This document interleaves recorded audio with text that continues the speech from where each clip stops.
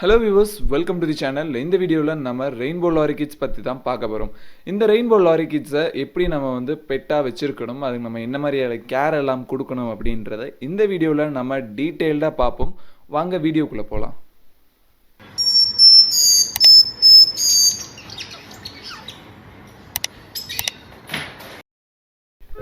முதல்ல இதோடைய ஆரிஜின் எங்கே அப்படின்றத நம்ம கண்டிப்பாக தெரிஞ்சுக்கணும் இல்லையா.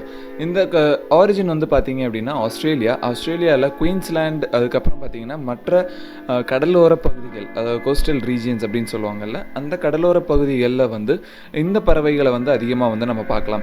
எதனால் அப்படின்னு பார்த்தீங்கன்னா அங்கே தான் இதுக்கு நெஸ்டிங்கான சைட்ஸ் நிறையாவே இருக்குது. இங்கே கிளிகள் எப்படி மரப்பொந்துகள், அதாவது தென்னை மரமாகட்டும் பனைமரமாகட்டும், அந்த பொந்துகளில் எப்படி நம்ம கிளிகள் எல்லாமே முட்டையிடுதோ அதே மாதிரி தான் ரெயின்போ லாரி கிட்ஸும் அந்த மாதிரி இடங்களில் முட்டையிடும். அதனால் இது அங்கே தான் முட்டை வைக்கும்.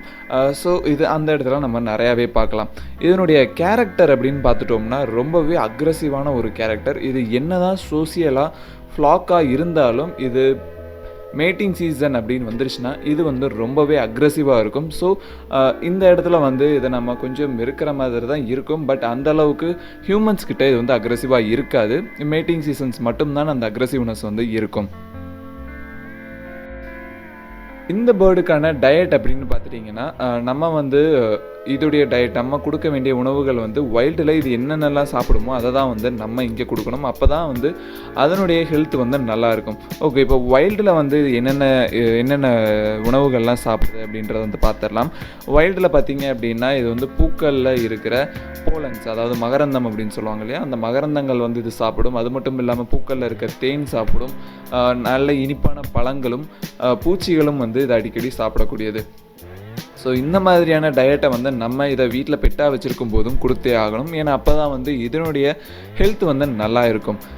அப்போ இதுக்கு நீங்கள் என்ன மாதிரி டயட்லாம் ஃபாலோ பண்ணலாம் அப்படின்னு பார்த்தீங்கன்னா, நீங்கள் நல்லா இனிப்பாக இருக்கக்கூடிய பழங்களை நீங்கள் நிறையாவே கொடுக்கலாம். இனிப்பாக இருக்கக்கூடிய பழங்கள் கொடுத்தீங்க அப்படின்னாலே இதுக்கு ரொம்பவே பிடிக்கும். அது மட்டும் இல்லாமல் இதுக்கு தனியாக ஃபீட் மிக்ஸ் இருக்குது. இதுக்கு நீங்கள் சீட்ஸ் அதிகமாக கொடுக்க முடியாது. இது சீட்ஸ் அதிகமாக சாப்பிடாது. இதுக்குன்னு போலன் கிரெயின்ஸ் இருக்குது, பேக்கெட்டடு.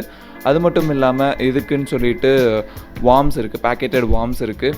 அதுக்கப்புறம் பார்த்தீங்கன்னா நெக்டார்ஸ் இருக்குது. எல்லாமே நீங்கள் பேக்கெட்டடில் தான் வாங்கணும். நீங்கள் இது உங்களுக்கு ஃப்ரெஷ்ஷாக எதுவுமே இந்தியாவில் கிடைக்காது. ஃப்ரெஷ்ஷாக கிடைக்கிறது அப்படின்னு பார்த்தீங்கன்னா ஃப்ரூட்ஸ் மட்டும்தான் கிடைக்கும். ஸோ அந்த ஃப்ரூட்ஸை மட்டும் நீங்கள் ரெகுலராக நீங்கள் கொடுத்துக்கிட்டே இருக்கணும். அதுவும் இனிப்பு அதிகமாக இருக்கக்கூடிய ஃப்ரூட்ஸ் தான் இது ரொம்ப விரும்பி சாப்பிடும். நீங்கள் உங்களுக்கு இந்த மாதிரி ஆர்டிஃபிஷியல் ஃபுட்ஸ், பேக்கெட்டட் ஃபுட்ஸ் எல்லாம் உங்கள் ரெயின்போ லாரி கிட்ஸுக்கு வாங்கணும் அப்படின்னா கீழே நான் லிங்க் கொடுத்துருக்கேன். அந்த லிங்க்கை யூஸ் பண்ணி நீங்கள் வாங்கிக்கலாம். இது நான் என் ஃப்ரெண்ட்ஸ் எல்லாமே இந்த ஃபுட்டு தான் யூஸ் பண்ணிகிட்டு இருக்காங்க. ஸோ அதை தான் நான் உங்களுக்கு ப்ரிஃபர் பண்ணுறேன். ஸோ நீங்கள் அந்த ஃபுட்ஸை நீங்கள் யூஸ் பண்ணிக்கலாம்.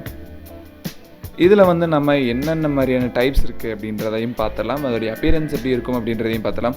நார்மல் ரெயின்போ லாரி கிட் பார்த்தீங்க அப்படின்னா 5 கலர்ஸ் இருக்கும். அதோடைய ஹெட்டில் பார்த்தீங்க அப்படின்னா ப்ளூ கலர், அதோடைய நெக்கில் ஒரு எல்லோ கலர் ரிங் இருக்கும். அதுக்கப்புறம் அதோடைய பிரெஸ்ட், அதோடைய நெஞ்சு பகுதியில் ரெட் இல்லைன்னா ஆரஞ்சு இருக்கும், இல்லை ரெட் அண்ட் ஆரஞ்சு கலந்த மாதிரி இருக்கும். அதுக்கப்புறம் அதோடைய கழுத்து பகுதிகளில் இருந்து அந்த எல்லோ ரிங்குக்கு அடுத்த பகுதியிலிருந்து அதோடைய வால் வரைக்கும் க்ரீன் கலரில் இருக்கும். இதுதான் அதோடைய பர்ஃபெக்ட் அப்பியரன்ஸாக இருக்கும் ரெயின்போ லாரி கிட்டோட அப்பியரன்ஸ். இதுக்கு பார்த்தீங்க அப்படின்னா 1 அடி வரைக்கும் வளரக்கூடியது. வெயிட் பார்த்தீங்கன்னா 150 கிராம் வரைக்கும் இருக்கும். இதனுடைய வெயிட் ரொம்ப அதிகமாகவும் ஆகக்கூடாது, ரொம்ப கம்மியாகவும் வந்துடக்கூடாது.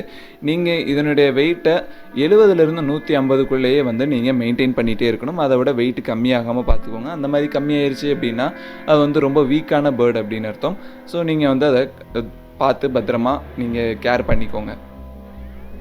இதனுடைய பீக் கலரில் பார்த்தீங்கன்னா சிக்காக இருக்கும்போது பிளாக்காகவும், அது வளர வளர அது ஆரஞ்சாகவோ இல்லை ரெட்டாகவோ மாறும். அதோடைய ஏஜ் பார்த்தீங்க அப்படின்னா நீங்கள் டிஎன்ஏ போட்டு தான் கண்டுபிடிக்கணும். அதோடைய ஜெண்டரும் நீங்கள் டிஎன்ஏ போட்டு தான் கண்டுபிடிக்கணும். அது மட்டும் இல்லாமல் நீங்கள் ரொம்ப சீக்கிரமாக நீங்கள் கண்டுபிடிக்கணும், எனக்கு டிஎன்ஏ போடுற அளவுக்கு அமௌண்ட் இல்லை அப்படின்னு நினச்சிங்கன்னா அதனுடைய பீக் கலர் வச்சு அதோடைய ஏஜ் நம்ம கண்டுபிடிச்சிடலாம். 1 இயர் ஆகும்போது தான் அதுக்கு ஃபுல் பீக்கும் நல்ல பிரைட் ரெட்டாக இருக்கும். அதுக்கு இன்னும் ஏஜ் ஆக நல்ல கலர்ஸ் தூக்கி கொடுக்கும். அதனால் நீங்கள் அந்த கலர்ஸோட பிரைட்னஸை வச்சு நீங்கள் அதோடைய ஏஜஸ் எப்படி இருக்கும் அப்படின்றத நீங்கள் அப்ராக்சிமேட்டாக ஃபைன் பண்ணலாம். அதுதான் எக்ஸாக்டான ஏஜ் அப்படின்றத நீங்கள் வந்து ஃபைன் பண்ண முடியாது. இது குத்து மதிப்பாக வந்து நம்ம சொல்லலாம் 1 இயர் 2 இயர் அந்த மாதிரி நம்ம குத்து மதிப்பாக வேணாம். இந்த பீக்ஸோடைய கலர்ஸை வச்சும் அதோடைய பிரைட்னஸ் வச்சும் வந்து நம்ம சொல்லலாம். இந்த பேர்ட்ஸை வந்து பார்த்தீங்க அப்படின்னா நீங்கள் டேம் பண்ணிட்டீங்க அப்படின்னா இதுக்கு நிறையாவே வந்து பிளேஸ் வேணும். நீங்கள் ஒரு 10க்கு 10 ரூம் வந்து இந்த பேர்டுக்கு கண்டிப்பாக கொடுத்தே ஆகணும். ஏன்னா அந்த அளவுக்கு இது வந்து ரொம்ப துருன்னு இருக்கும். அந்த அளவுக்கு இது வந்து சுற்றிகிட்டே இருக்கும். இது வந்து நீங்கள் அன்டேம்டு அப்படின்னா நீங்கள் ஒரு 6 feet கேஜில் வந்து நீங்கள் வைக்கலாம். பட் ஒரு டேம்டு பேர்டு அப்படின்னா நீங்கள் வந்து அதை கேஜ் பண்ணாதீங்க. அது தூங்குகிற நேரம் தவிர மற்ற எல்லா நேரமும் அது வெளியில் இருக்கிறது தான் வந்து ஆசைப்படும். இப்போ என்கிட்ட இருக்க காக்டெயிலே பார்த்தீங்க அப்படின்னா என் கூட தான் வந்து ரொம்பவே இன்ட்ராக்ஷனோட இருக்கும். அது வந்து கேஜ் பண்ணோம் அப்படின்னா அதுக்கு வந்து கோவம் வரும்.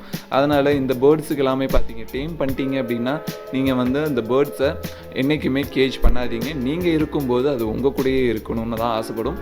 ஸோ அதை வந்து நீங்கள் கேஜ் பண்ணாமல் இருக்கிறது ரொம்பவே நல்லது. இந்த வீடியோவில் வந்து பார்த்தீங்க அப்படின்னா நான் ப்ரீடிங்கை பற்றி எதுவுமே சொல்லியிருக்க மாட்டேன்.